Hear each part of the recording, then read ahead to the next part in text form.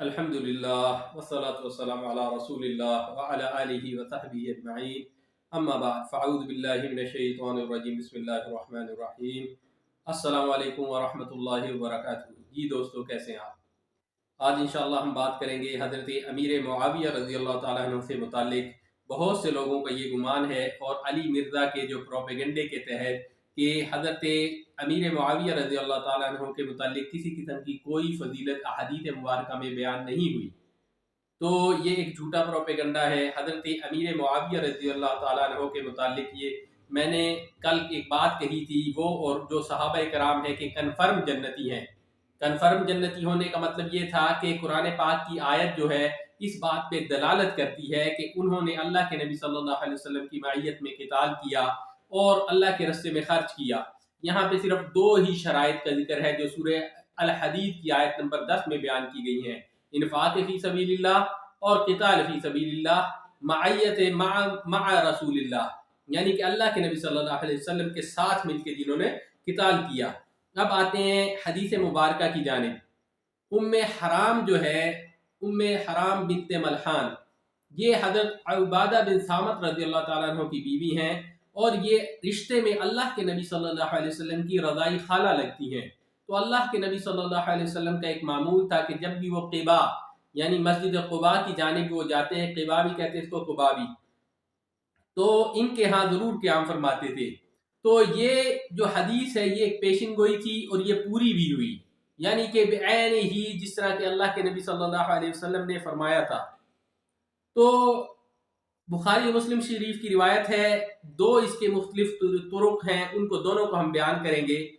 एक ये है कि हद्दसनी इसहाक इब्न यजीद अद-दिमश्की हद्दसना यहया इब्न हमजा क़ाल हद्दसनी सौर इब्न यजीद इब्न अन खालिद इब्न मअदान अन्न उमैर इब्न अल-अस्वद अल-अंसी हद्दसहु अन्नहु अता उबादा इब्न सामित, कि ये उमैर इब्न अल-अस्वद अल-अंसी जो हैं ये बयान कर रहे हैं कि वो उबादा बिन सामित रज़ी अल्लाह ताला अन्हु के पास आए। वह हुआ नाज़िलुन फी साहति हिम्स, वो हिम्स के जो मैदानी इलाकों में उतरे हुए थे, यानी कि वहां पे उनका पड़ाव था, ठहराव था।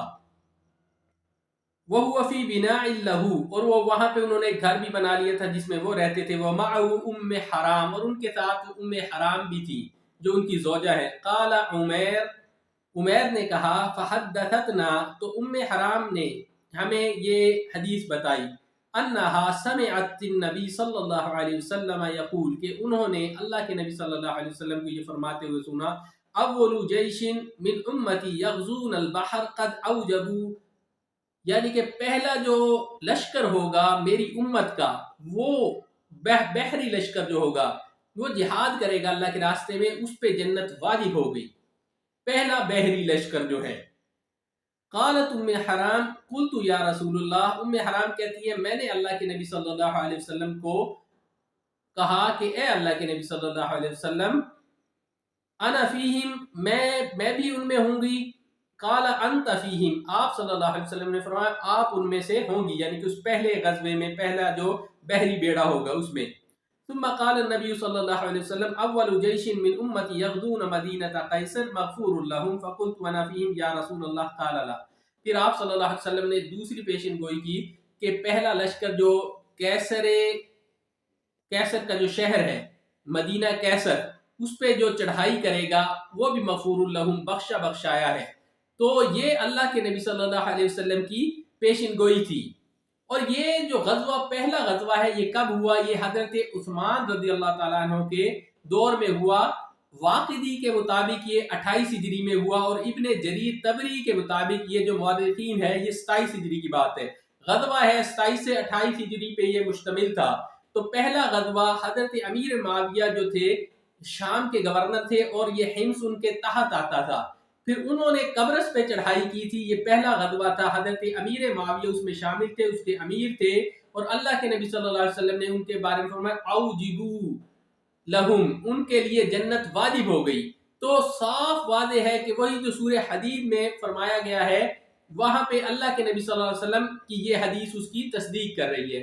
अब इस हदीस को जरा तफसील से जानते हैं कि ये हदीस मुबारका क्या है। दूसरी रिवायत में जो है हज़रत उम्मे हराम बिनते मल्हान फरमाती हैं, ये बुखारी शरीफ की रिवायत है, बुखारी और मुस्लिम दोनों में है। بخاری شریف میں باب ہے کتاب الجہاد ہے، اور اس میں باب ہے ما قیل فی قتال الروم، یعنی کہ اہل روم کے خلاف جو قتال کرنے کی فضیلت ہے اس کے بارے میں۔ تو اللہ کے نبی صلی اللہ علیہ وسلم کا یہ معمول تھا کہ آپ صلی اللہ علیہ وسلم جب بھی قبا کی جانب جاتے تھے تو ان کے گھر قیام فرماتے تھے، ام حرام بنت ملحان کے، یہ ان کی رشتے میں خالہ لگتی تھی، اللہ کے نبی صلی اللہ علیہ وسلم کی رضائی خالہ تھی، اس لیے ان کے ہاں وہ ٹھہرتے تھے۔ یہ روایت ہے حضرت انس بن مالک رضی اللہ تعالیٰ عنہ سے، کیونکہ یہ ام حرام جو ہے یہ خالہ تھی حضرت انس بن مالک رضی اللہ تعالیٰ عنہ کی۔ تو یہ کہتے ہیں کہ کان یدخل علی ام حرام بنت ملحان فتطعمہ، کہ اللہ کے نبی صلی اللہ علیہ وسلم جب جاتے تو ان کے ہاں ٹھہرتے تو وہ ان کو کھانا پیش کرتی۔ کانت ام حرام تحت عباد بن صامت، تو حضرت عباد بن صامت کی وہ بیوی تھی۔ فدخل علیہ رسول اللہ صلی اللہ علیہ وسلم یوما فاطعمته، تو ایک دن اللہ کے نبی صلی اللہ علیہ وسلم ان کے پاس گئے تو انہوں نے کھانا پیش کیا۔ ثم جلست تفلی رأسہ فنام رسول اللہ صلی اللہ علیہ وسلم، پھر ان کا سر جو ہے سہلانے لگی تو آپ صلی اللہ علیہ وسلم سو گئے۔ ثم استيقظ، پھر اللہ کے نبی صلی اللہ علیہ وسلم جاگے، وهو يضحك، اور وہ ہنس رہے تھے۔ قالت، تو ام حرام نے کہا، فقلت ما يضحكك یا رسول اللہ، میں نے کہا اے اللہ کے رسول صلی اللہ علیہ وسلم کون سی بات ہے جو آپ کو ہنسا رہی ہے؟ قال، آپ صلی اللہ علیہ وسلم نے فرمایا، ناس من امتی عرض علیہ، میری امت کے کچھ لوگ مجھ پہ پیش کیے گئے، غزاة فی سبیل اللہ یرکبون ثبج بحاد البحر ملوکا علی الاسرہ، کہ اللہ کے رستے میں وہ جہاد کر رہے ہیں اور کشتیوں میں ایسے سوار ہیں جیسے کہ بادشاہ تختوں پہ بیٹھے ہوتے ہیں۔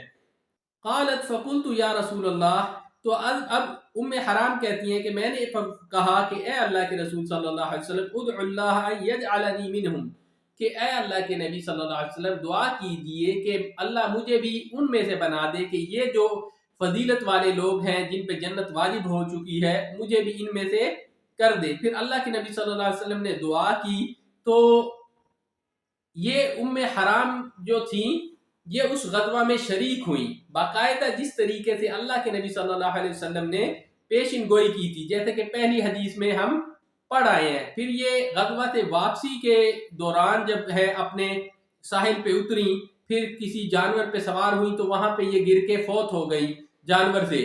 پھر ان کی جو قبر مبارک تھی وہ بھی وہاں پہ ساحل پہ، ہمس کے ساحل پہ رہی تھی، وہاں پہ ان کی قبر بھی بنائی گئی تھی۔ تو جیسا کہ اللہ کے نبی صلی اللہ علیہ وسلم نے پیشن گوئی کی تھی اسی طریقے پہ یہ پیشن گوئی پوری ہوئی۔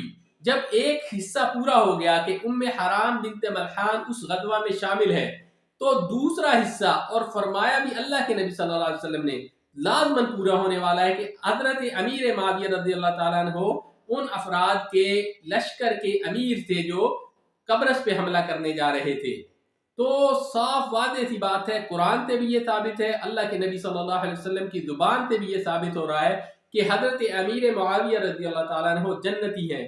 اب آپ دیکھ لیجئے، اپنے آپ کو تو کوئی سرٹیفکیٹ نہیں ملا، نہ جنت کا سرٹیفکیٹ ملا ہے نہ مغفرت کا ملا ہے، آپ اپنی زبان اندراز کرتے ہیں ان کے بارے میں۔ آپ اپنے گریبان میں جھانکیں، اپنے اعمال پہ غور کریں اور اپنی عاقبت کی فکر کریں۔ ایسا نہ ہو کہ کہیں آپ تاریخی روایات کے پروپیگنڈے میں آ کے کنفرم جنتی لوگوں کے خلاف آپ جو اپنی زبان اندراز کریں اور اللہ تعالیٰ کی ناراضگی آپ مول لے لیں۔ تو آج کے لیے اتنا ہی، انشاءاللہ اگلی قسط میں بھی حاضر ہوں گے۔ جو لوگ فیس بک پہ ہماری یہ ویڈیو دیکھ رہے ہیں وہ ہمارا چینل بھی سبسکرائب کر سکتے ہیں، یوٹیوب پہ نوید اقبال رانا آفیشیل کے نام سے۔ تو انشاءاللہ اگلی ویڈیو میں حاضر ہوں گے۔ اجازت دیجیے، السلام علیکم ورحمۃ اللہ وبرکاتہ۔